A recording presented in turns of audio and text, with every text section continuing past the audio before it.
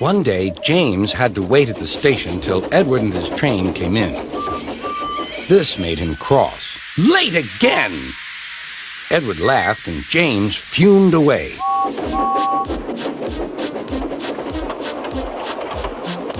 After James had finished his work, he went back to the yard and puffed onto the turntable.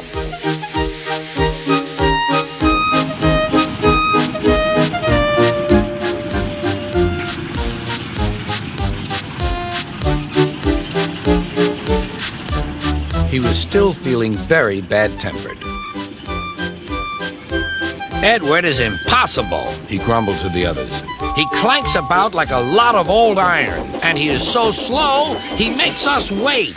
Thomas and Percy were indignant. "Old iron? Slow? Why, Edward could beat you in a race any day." "Really?" said James. "I should like to see him do it."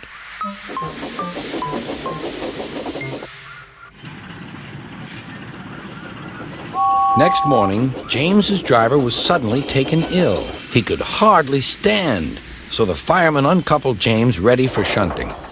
James was impatient. Suddenly, the signalman shouted. There was James puffing away down the line. "All traffic halted," called the signalman. Then he told the fireman what had happened. Two boys were on James's footplate fiddling with the controls. Phew! They tumbled off and ran when James started.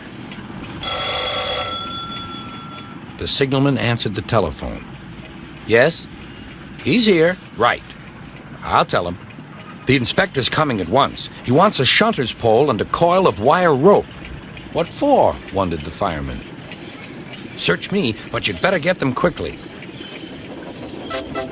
The fireman was ready when Edward arrived.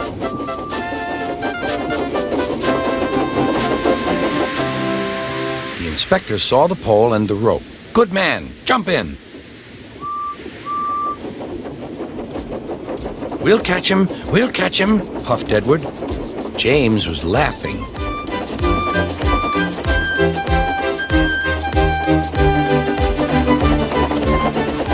What a lark, he chuckled to himself. Suddenly, he was going faster and faster. He realized that he had no driver. "What shall I do? I can't stop! Help! Help!" We're coming, called Edward.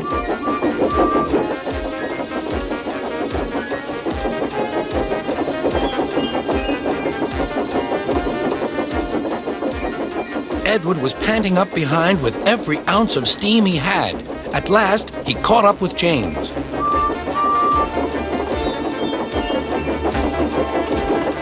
"Steady, Edward," called his driver. The inspector stood on Edward's front, holding a noose of rope in the crook of the shunter's pole. He was trying to slip it over James's buffer.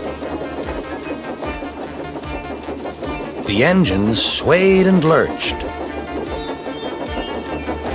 At last, "Got him!" he shouted. He pulled the noose tight. Gently braking, Edward's driver checked the engine speed, and James's fireman scrambled across and took control. "So, the old iron caught you after all," chuckled Edward. "I'm sorry," whispered James. "Thank you for saving me." "You were splendid, Edward." "That's all right," replied Edward. The engines arrived at the station side by side. Sir Topham Hatt was waiting. "A fine piece of work," he said. "James, you can rest and then take your train." "I'm proud of you, Edward. You shall go to the works and have your worn parts mended." "Oh, thank you, sir," said Edward. "It'll be lovely not to clank."